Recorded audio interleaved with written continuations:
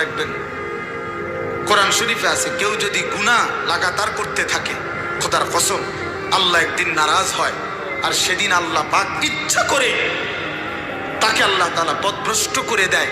আর কোনোদিন আল্লাহ ইচ্ছা করেই তারে আর হেদায়েত দেয় না, আলোর পথে ফিরতে দেয় না, কল্যাণের পথে আসতে দেয় না, জান্নাতের পথে আর আসতেই দেয় না। খোদার কসম এটা কোরআন শরীফের আয়াত। আল্লাহ বলছে একদিন আমি সত্যি সত্যি রাগ করলে ফাআনসাহুম আনফুসাহুম, আমি আল্লাহ নিজেই তোর আখিরাত ভুলায় দেব।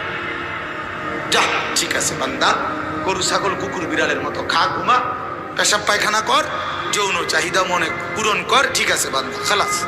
নুয়াল্লিহি মা তাওয়াল্লা ওয়া নুসলিহি জাহান্নাম। যা বান্দা, তোর এই উল্টো পথে চলছিস, চলতে থাকো উল্টো, আমিও তোরে উল্টো পথে চালায়া দিলাম। তো মনে রাখো একদিন ওয়া নুসলিহি জাহান্নাম, উল্টো পথে চলতে চলতে একদিন তোমারে আমি